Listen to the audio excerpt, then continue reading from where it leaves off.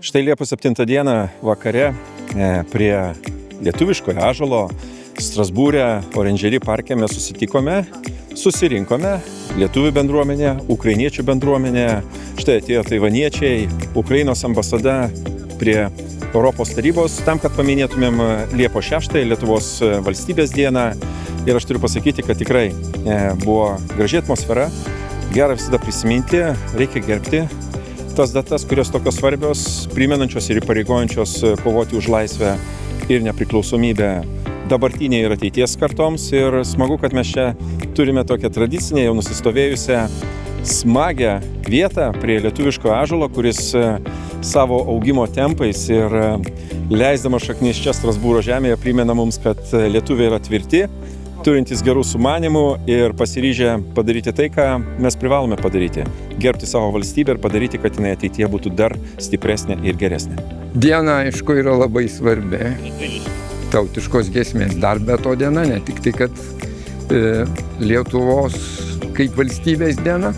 Na ir turbūt dvigubai džiugu ir garbinga, kad ukrainiečių bendruomenės Strasbūre taip pat dalyvavo šitoje šventėje.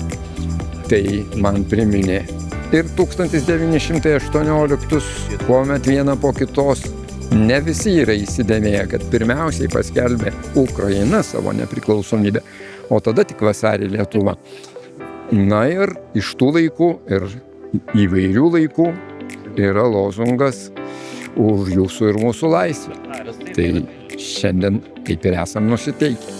Mūsų valstybės dienos proga jungtų lietuvius, ukrainiečius ir dar būtų gerai vieną dieną ir laisvos Baltarusijos atstovus, nes iš tiesų yra galbūt ir simboliška, kad tada užgimus Lietuvos valstybė, bent jau kurį laiką, keletą šimtmečių jungia šitas tris tautas ir aš galvoju, kad tada, kai jos visos bus laisvos, apgins savo laisvę, bus tikrai demokratinės, nepriklausomos šiuolaikinės valstybės, tai visam pasauliui, ne tik kad visam regionui, nuo to bus geriau.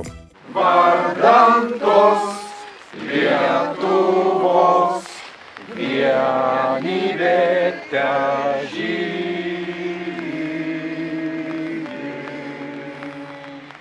Valio! Valio!